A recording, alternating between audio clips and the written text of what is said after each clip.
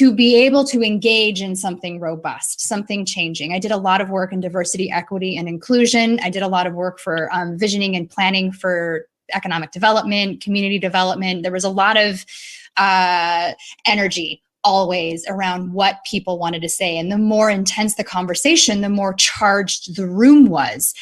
My job was to go, what do I see and how do I not react to it, but be clear with where my space is? Because my role in that situation as a facilitator and a coach is to be as objective and space and container holding as possible so that what needs to be aired can be aired. And I'm not sucked into it because it can be charged, especially when you start to talk about race or racism, right?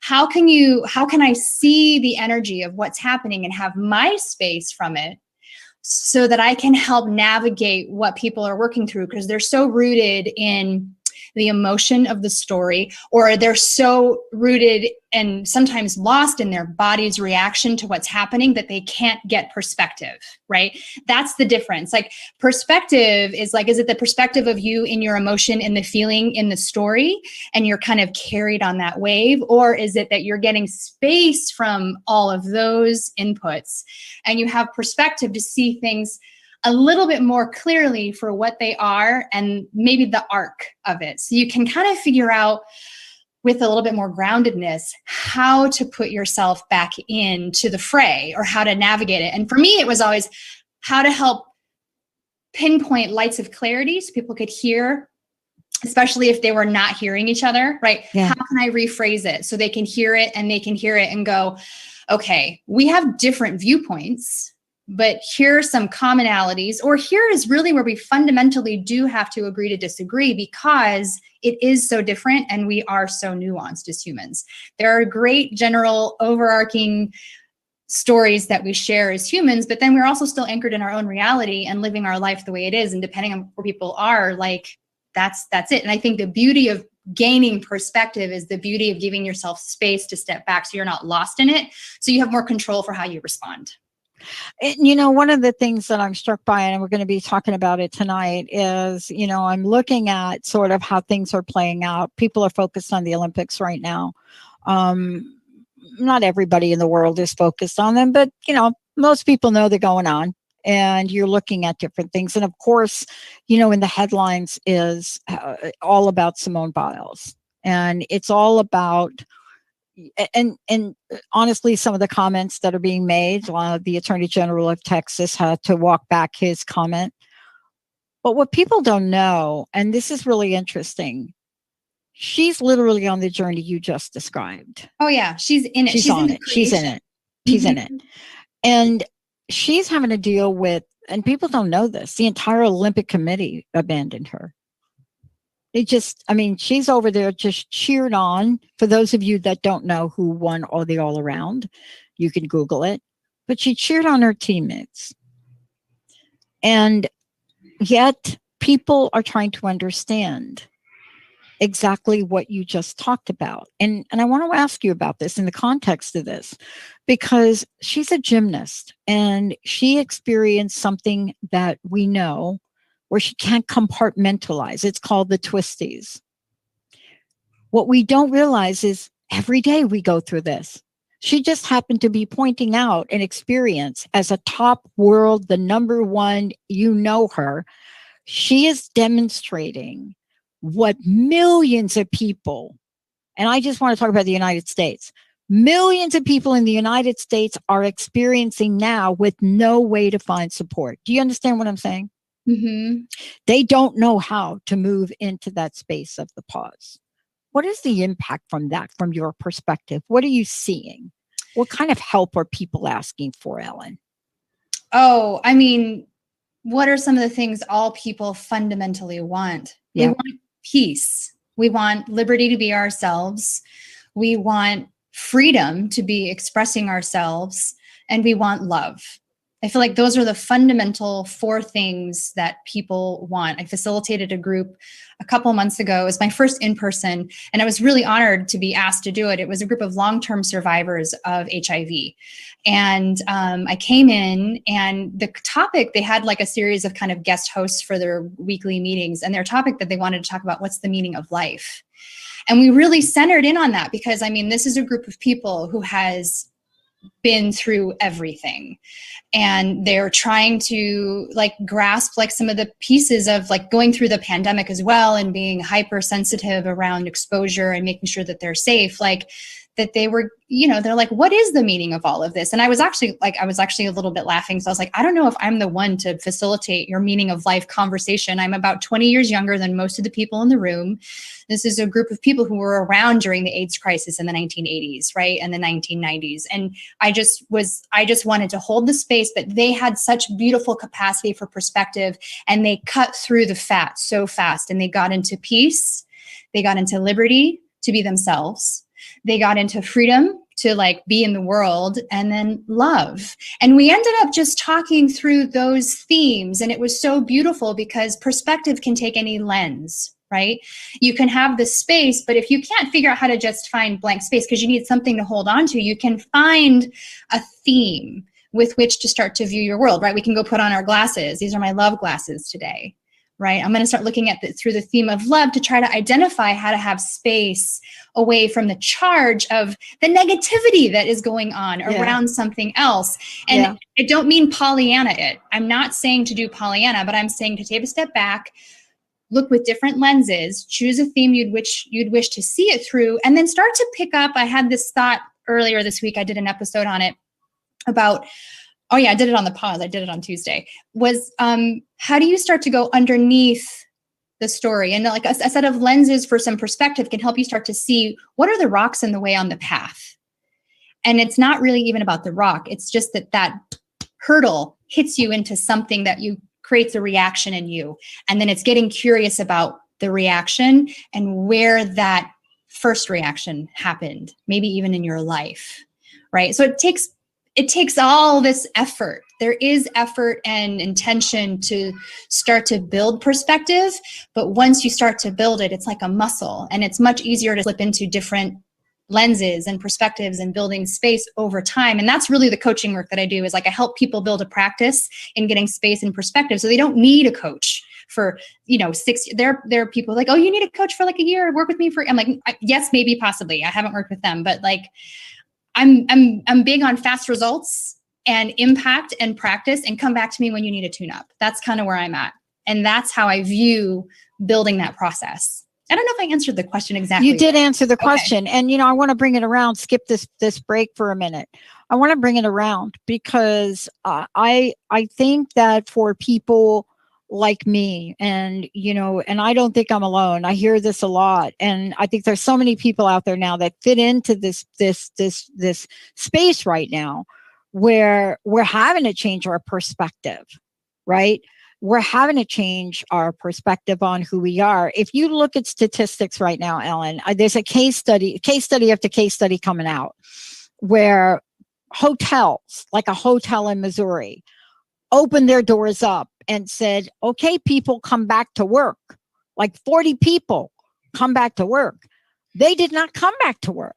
None of them, like 0, right? So we had a perspective that if I build it, they will come. No, if you build it the same way, they will not come. They will not come. They will not come. Frame. Right. And somehow they probably had some genius on their management staff say, no, build it differently. They changed the rates. They gave them benefits.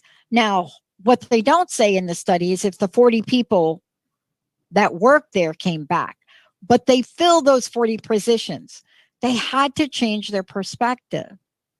And the reason I'm focusing on Biles right now is I hope that she becomes a spokesperson for looking at where we are with our mental conditions.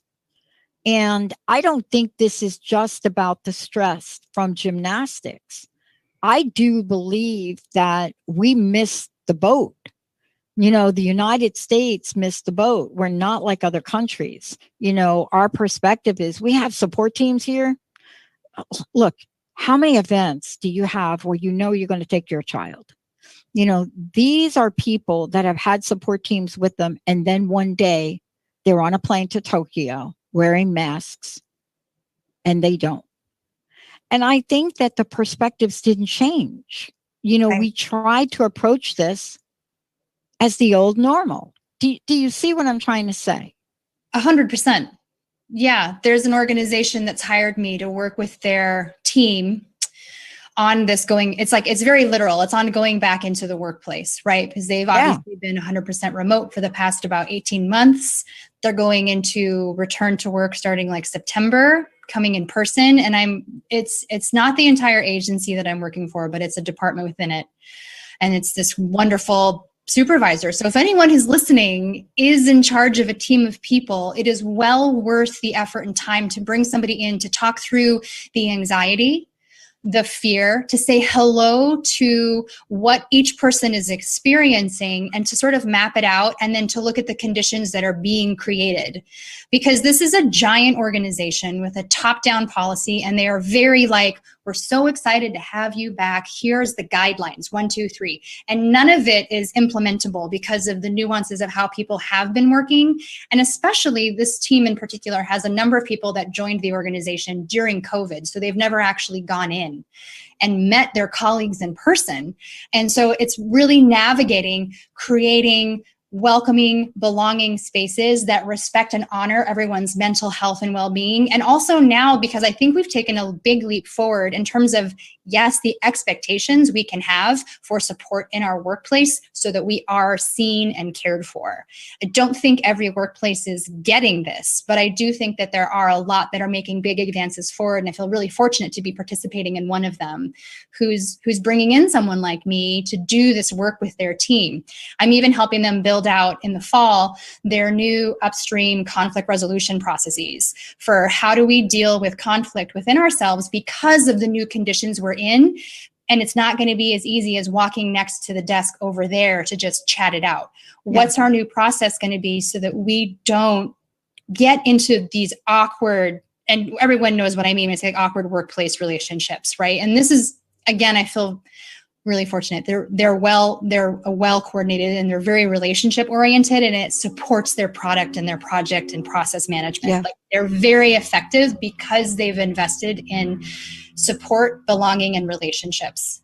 Yeah. And Ellen, this is what we're talking about. I want everybody to know this show right here, this episode with Ellen, Wyoming, DeLoy. This is about saying hello to space between you. I want to take a minute, but I want to continue without a break. I want to take a minute, and you're talking about working with organization, but I want to stop. How do people find out about you? Tell them about your show. And I want to pick this up where you left off with that organization. But before we do, tell folks how they can work with you, but also how they can find out more about you. Okay, thanks. I'm still really bad at self-advertising. That's why I'm here. I'm really good at promoting everybody but myself. People don't even know my last name, so let them find out about you. I think Benny knows my last name, maybe. So I have a website. You can find me most easily there. And I will advise, it's a work in progress. It's still a little bit mess on mobile. So go on your desktop, but I'll link you a mobile thing in a second. So EllenWyomingDeLoy.com is where you'll find me. You can find me on Instagram, and that's a good spot to find the quick links for everything. It's just at Ellen_Wyoming on Instagram. And in the link tree, you'll get access to my website, the pause, my show on Dr. Pat's network, and then also my podcast. I have another one, Inner Light with Ellen, that I just produce on my own because I can't stop talking, apparently. And there's places to book. So the way that I work, if you're an individual or an organization looking for support, is I do a 30-minute free consultation because it has to be a good fit. I have very specific criteria for clients. We have to be in alignment with one another. I'm not in this to just get as many people as possible into my work. I'm here to meet the people who are really matching up to how I approach coaching, how I approach facilitation, organizational development, to build something together. I'm very relationship oriented. Most of my work actually comes through word of mouth. And so it's very relationship oriented. But those are the places to find me. Did I say them all? I think I said You got them all. Okay. Let's pick up. Look, I play a sport called table tennis, so I'm watching it very closely, and I have to get an app to watch it. I really love watching the Olympics. I really love people, getting to where they are. But I want to talk about it from your perspective now. And how do you build and get perspective on our stories, feelings, and emotions?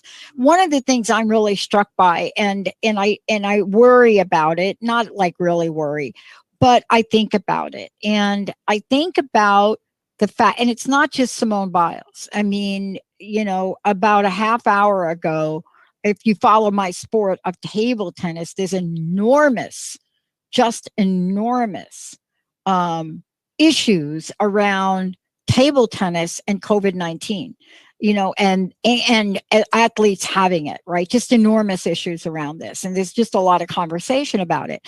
But I'm also struck by the fact that there was a perspective change. And that was, I'm not able to compete. And I want my team to have an opportunity to shine.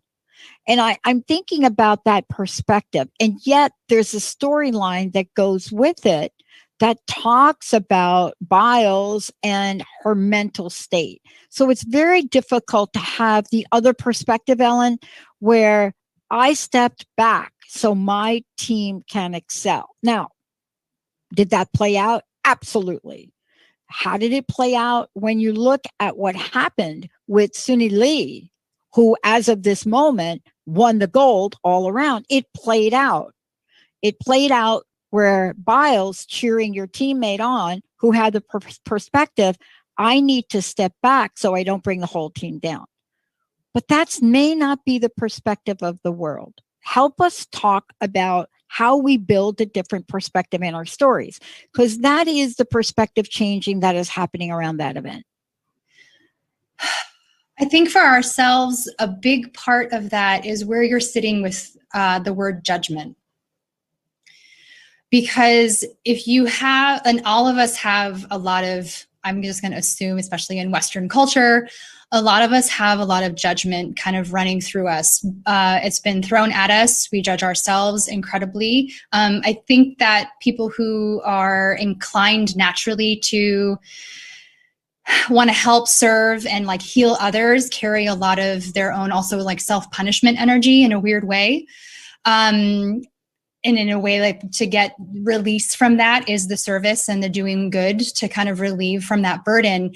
And then in turn, it can have this interesting shadow side where if others aren't doing something similar, there's judgment also. And so relating it to Simone Biles, yes, but also to relating it into just the perspective when someone takes a step. Yep. Simone took a step and she took a step back, but it was also, if you think about it, it was a spiritual step forward. Right? That's really what I want. That's the conversation I'm going to have tonight. Yeah. So she took her ego, and she's brilliant, right? She's on the leading edge of this. She took her ego out of the picture. She looked at the comprehensive narrative for the bigger part of the thing she's a part of, and she took a step back, and that energy was able to redirect forward. It doesn't really matter what the rest of the world thought, because she's having her growth, her team is having the growth. They're all the effect of that energy in a really good way. The rest of the world now is being challenged to say, I'm in judgment, or I'm in support. And then they get to go and investigate their perspective on how they're using judgment or objectivity and neutrality to view something. And I know commentators, everyone, we need it. You must be judgmental. But if you're going to do it in the privacy of your own home and heart and mind, take a step back so that you can just assess how you're viewing the situation and where that voice came from. Is it really yours? Does it feel good? I mean, I know it can feel very good to be hoity-toity up on your high horse and saying things. I have enjoyed it many times in my life. but the consequences of it for me are no longer worth it. No. And, I want to talk about perspective here in a minute when we come back from break, because one of the things that, if you are following the Olympics or you are following something else, there are different perspectives and stories that we can tell ourselves. I have to tell you one of the things I've done, and I'd love for you to comment on it, because when we come back, because I've tried to reach out to my political party and I've tried to say to them, stop sending these kinds of emails. Oh, yeah. And I've been trying to. The polarizing ones? Huh? The polarizing ones? The ones like, I got an email the other day and it was like, oh my God, we're going to lose these 2 seats. You're going to lose your right to breathe. And I'm reading it and I'm thinking, fear. Way to propagate fear. And I wrote back to him and I said, and now I'm calling him, and here's what I'm saying. I'm saying, listen, dudes, if those 2 seats go, don't look at me not contributing my $5. What the heck are you people doing? And it's just interesting how I had that reaction to it all of a sudden. It's like email after email after email about fear. And I asked myself, is that the building blocks we want to have here, is fear people into something? When we come back, what happens when fear enters the pause? The fear pause. That's a good one. What happens when that happens? How do you break free of it? How do you get a different story and a different perspective? And by the way, you can change your story, but Ellen's going to tell us about that. We're going to take a short break, everybody. When we come back, congratulations to Suni Lee. Congratulations to her being motivated by her dad. Congratulations to her for turning that story around, changing her perspective, and remembering what got her there. Let's take a short break. We'll be right back. All clear.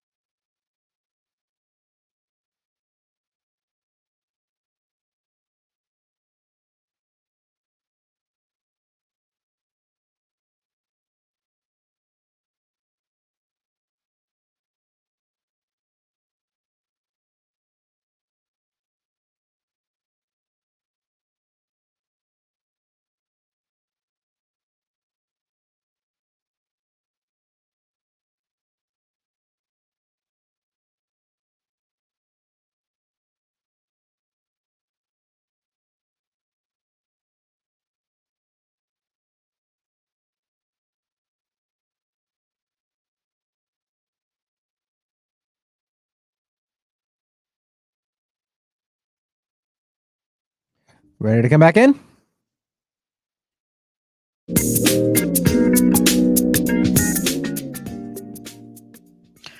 Fear entering the pause. P-A-U-S-E. Did I spell that right? P-A-U-S-E. Yeah. Did I get that right? Jamie, Jamie, you spelling that right? Jamie's like, are you going to make me talk on radio? Yes, Jamie. Love them. Jamie's one of our new producers, and I was talking about them during the break. You actually forget she's here. Start talking about your team and like, oh my gosh, they're running the show. But I did, before we jump ahead, Ellen, I want people to know how to work with you and talk with you, because there are three things that are really important right now. One is we have to understand that the way we were 18 months ago may not work. The rules of the game that we're trying to apply may not work. Hence, the reason that you see the United States of America not getting all the gold medals, because we tried to apply a normal that once existed to a situation that doesn't exist anymore. They should have hired you. That'll be my big growth period when that happens.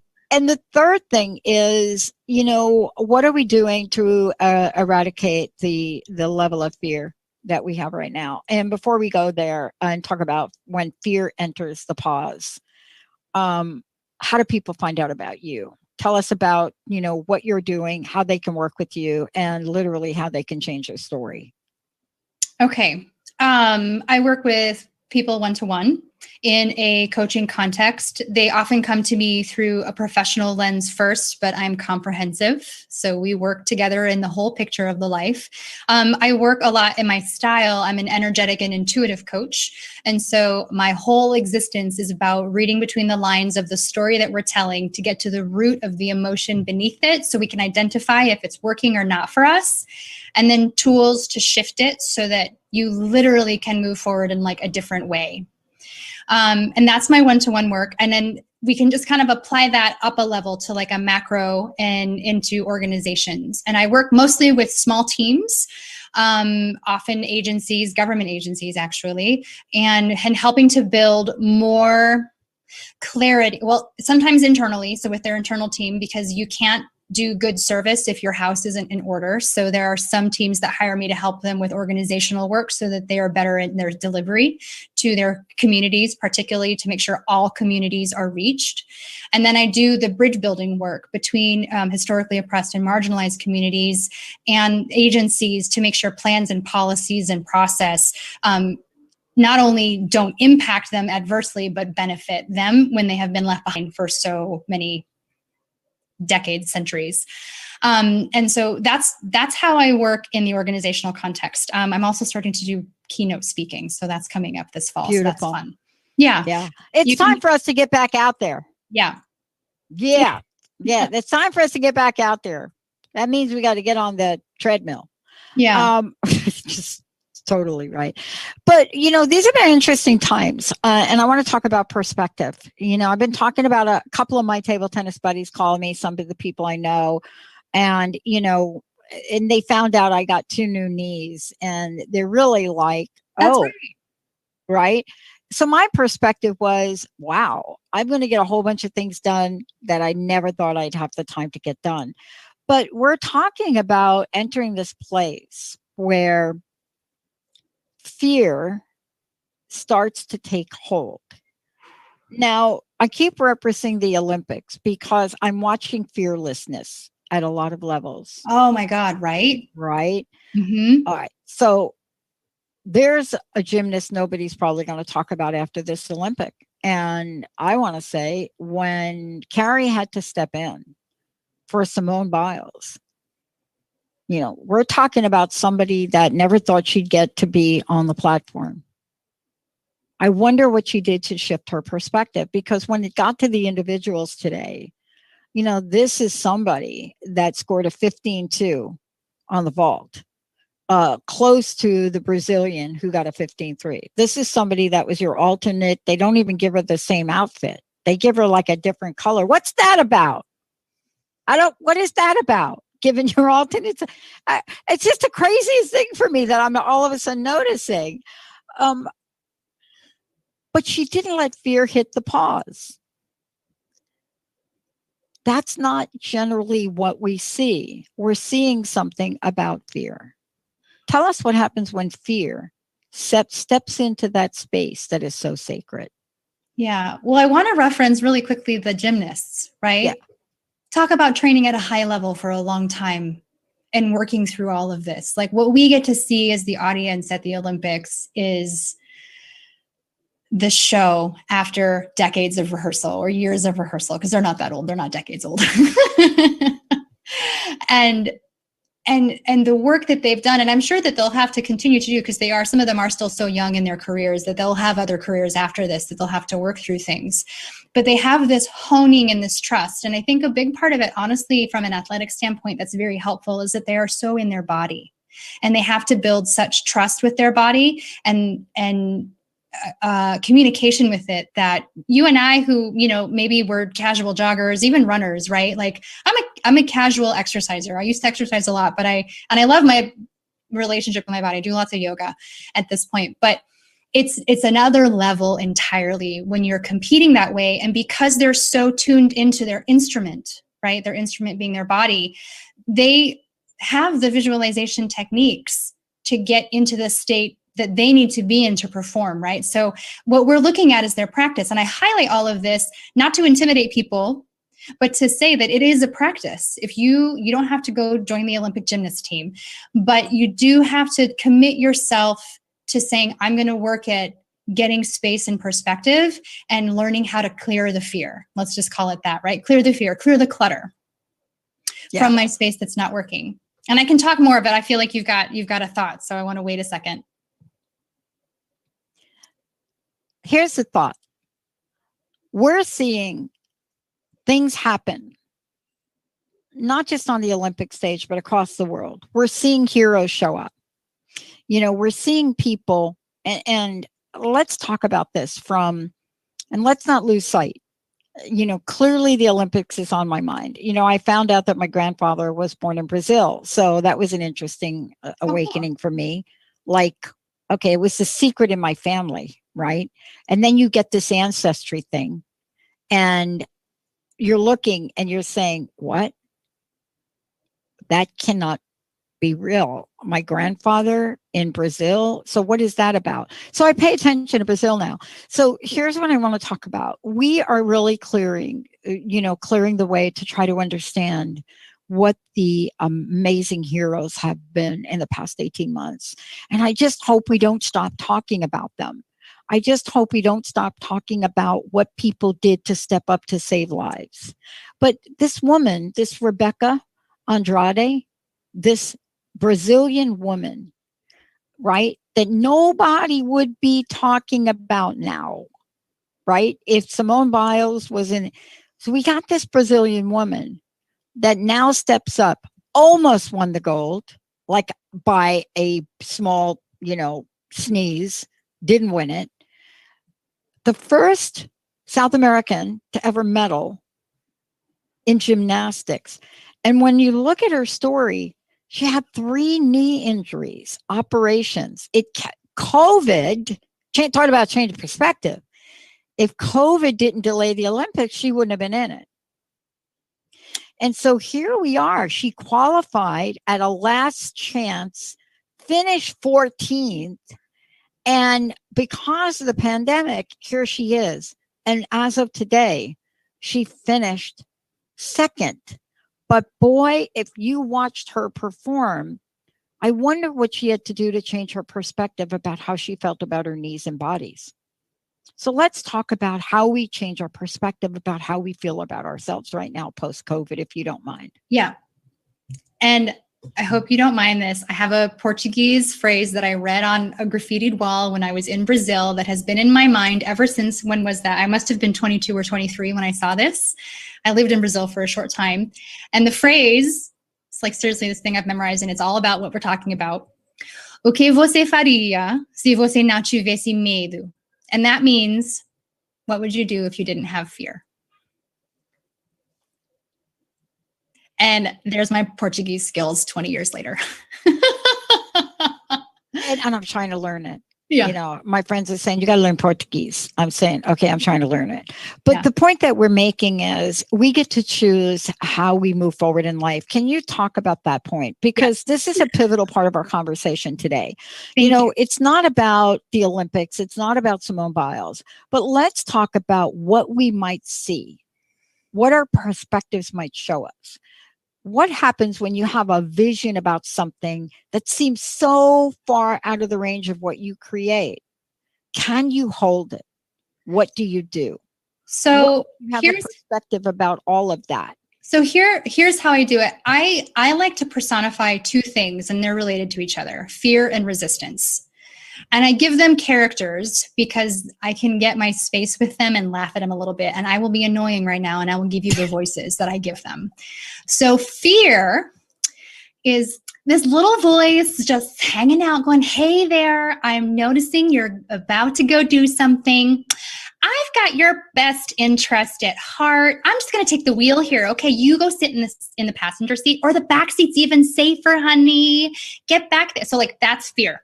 Fear is taking over to put you in the back seat because it is on high alert all the time for everything happening. And I apologize, that was a really annoying voice. But that's what fear is doing. It's putting you in the back seat because it thinks that it's keeping you safe. And here's what fear's mechanism really is. It's protecting the ego. Okay. Your ego can't get hurt. We don't like it getting hurt. We don't like not being in the in crowd. We don't like being ostracized. We don't like being judged or called out. So fear, this little, and I imagine it kind of as this small, squat little midget, like of a tiny cartoon blob, right? With like big eyes, and it looks sweet. It's pink. It has a bow in its, hair. And it is manipulating you into safety and smallness so you stay safe. And when I look at fear and I kind of talk to myself, like, what am I afraid of? Oh, it's jumping in the driver's seat and it's shoving me back here. And this is why it's mud. And I can laugh at it because it's so silly because I know there's not a lion in the jungle that's going to eat me. That's when fear is very helpful. I do not want to be eaten by the lion in the jungle or the tiger in the jungle. She's going to tear my body apart and I won't be alive anymore. Like most of those fears are well-founded. But when they play into like taking a step for your life and then you're hitting some kind of resistance, which is its cousin, it's just like, and I imagine that is like the big dopey Muppet that's like, whoa, I just happened to be sitting down over here. Did you run into me? Sorry. And he like meant to sit down in front of you because he's just like that. Like that's what resistance is to me. And so if I kind of look at them and I'm like in my mental visualization of these cartoon characters, you now have an insight into my Muppet brain. It's like, okay, I have to pick them up because I'm bigger than both of them, right? And I just pick them both up and I kind of plop them back into the back seat where they're necessary. I'm like, resistance, one day I'll need you to show up and get in the way of a car accident. That's fine. Like, let's divert traffic so no one gets hurt. Totally fine. Fear, if there really is a tiger that's stalking me, I'm going to have you take the wheel and go into action. But right now I'm in control. Both of you buckle up and button up. And that's this personification piece because that's what it is. And the key there, if you didn't notice, was humor. I made them ridiculous. I made fear and resistance absolutely ridiculous. And I like to take a step back and look at them and go, wow, you're really messing with me today. And you have whipped me around like I'm the tail of the dog, or however that phrase goes, where you're the thing that happened. And I'm not interested in experiencing that for the next week and a half about this thing. So let's go have our little conversation. So I'll literally be like sitting in a meditation and I'll start talking to them. Because if I can talk to them, I can kind of decode what they're in the way of. And sometimes it's quite profound, right? It's like, well, that one time when you were little and this thing happened and you were so heartbroken, honey, I'm just protecting you from that. And it's like, okay, well, yeah, I'm a grown up now and I can parent myself. So thank you so much. I love you. Go in the backseat. And that's a really fun way to think about it. I don't necessarily, and I'm sorry, in my coaching sessions, I don't sit and do all the voices. I promise. I'm doing it to illustrate a point here. I don't want you to be afraid. I won't go all nasal on you. I promise. But, Yeah. one of the things we are talking about is we all have those personas. We all have them within us. And, what you actually you were able to demonstrate is how sometimes they really sound. They may not sound exactly like that. Oh, you They can may make sound up voices. differently, but they do. What I love about what we're talking about is they come at us in different ways to try to get us into a space where we're willing to throw the towel in. And what I mean by that is sometimes you got to know when to hold them and you got to know when to fold them. That's different than what I'm talking about now. There are times, and many of them, where our mission is to move forward. And I want to ask you, how does the pause help us put ourselves into action? And again, these Olympic women had to step up. Carrie never thought she'd be in the game. Suni Lee, of course, who did win the gold by like a fraction, right above the Brazilian gymnast who was never supposed to be in the Olympics.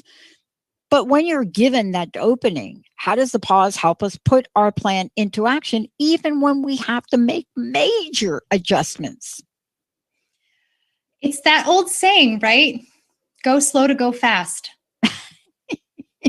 I mean, can I just give it to you in that simple of an answer? The pause is making yourself slow down so you don't blunder through those same mistakes. Yeah. If you can't stop and check the patterning of what you're running on autopilot, and it takes a little bit of consciousness to realize that there are things going in autopilot, and you can't catch them until you slow down. And let me tell you how uncomfortable it is to slow down. We all know how hard it was last year to just suddenly come to a grinding halt. Yeah, grinding. Right? But as we're kind of moving back forward, things are popping open, going under again. It's a very weird space that we're in right now, but we're used to the fact that there's some resistance residually on the planet. I'll just call it that for our ability to go fast. Use that time. The resistance may have happened to you, the pandemic happened to you, but you can get really intentional with that slowdown and go, okay, that resistance monster called the pandemic, it's bigger and less cute than the one for myself when I want to just start my own business. But it's making everything, it's like if anyone has ever been on a boat, right? And you're going down river and you have to eddy out. When you eddy out, you go to the side of the river where the water is actually reverse circulating, or you can even pause mid-river if there's a big rock and you're not going to run into it. There's usually an eddy behind a big rock where there's still water because the motion is different.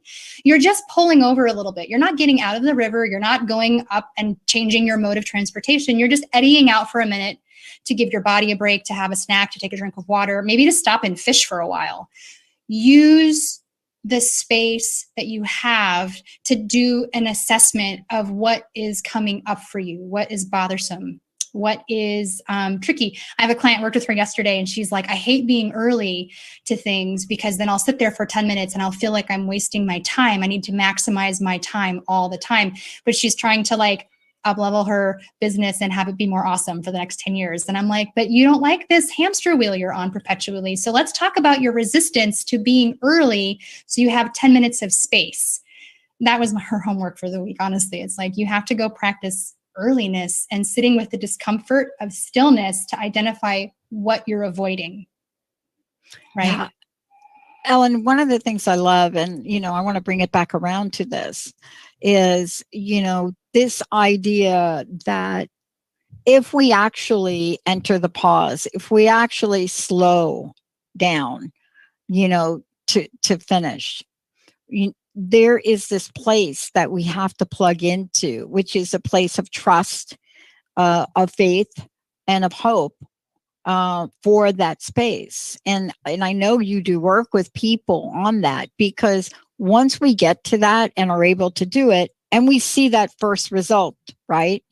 Then we build up, oh, I know to do this again. Yeah. And that's the experience I had last night, when Jessica, myself, and Linda were speaking. It was, we have to slow down. We have to slow down. We have to look at certain things that, of course, must be done here. But the three of us we are the ones that slow down. We have to create the space for other people to be able to live in the pause. And if we are just relentless because we know how close we are to finishing a vision, we're not going to be able to help the other people come along. And I think that's what you're talking about. If you take this analogy and put it into the family unit, this is where I think we really need to become aware. Right? I'm just nodding my head, and you might be able to hear my daughter, who's having a bit of a temper tantrum in the other room. Oh, is that right? Oh. She's with my husband's out there, but I'm like, oh, I hope the mic isn't picking up that noise. But then you're just right in the middle of what I'm saying, because this is the thing we don't know how to do. This is the area that if we don't keep talking about this for all of us here, we are Olympians in our own right. We have just come through an Olympian size transformative event, global and otherwise. And we were not trained for it, but we did it. And now there's this place now where people are not the same. And yet we just want to try to be the same. I think this is where that body of work where you do comes in, because we have to figure out a different story. Yeah, and I really like the vein you're going in around allowing yourself to create a new narrative. And if we relate this to the home briefly, there's already a story that most parents have already, if they were already parents before the pandemic, they already know it, because they had to go through a transformation when they became parents. And that took for me about 2 years to understand this new identity that I was in. My kids are 4 and 7 now. And it took me a while to be like, oh, I was this, and now I'm this and this. How do these two commingle? And this is honestly a spot a lot of parents of younger children are still wrestling with, because there's so much to do. There's busyness. And even the pandemic was hard because it was shifting how they were busy. And then now that things are opening again, I took my kid to preschool and my other kid to camp. And then she came back from preschool, and it's just like this already in post-COVID times. But we're practiced with adopting a new identity, whether we get drugged through the mud to do it and have a hard time becoming a parent. And that's okay. That happens because we don't have the same kind of role modeling that we may have had in older times with more of a standard way to do things.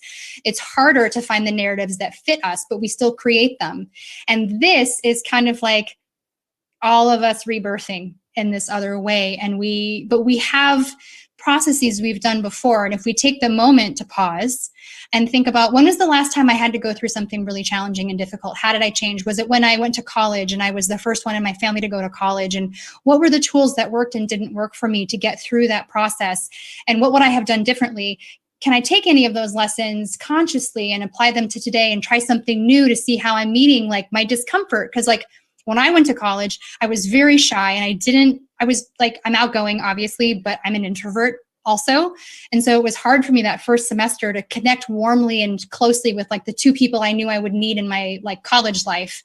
And thinking about post-pandemic, going back out into the working world and realizing, oh my gosh, I am going to get overstimulated again if I'm in bigger crowds, because my energy gets really high when it's like that. And it's hard for me to come down. But it's there are so many tools I've learned since then to do that. And this pandemic, because it was such an acute, abrupt shift, it's asking me to go practice it more. I did it before, I can do it again, and here's how I can tweak it. And it just takes the wherewithal to remember that we all have it within us to do it.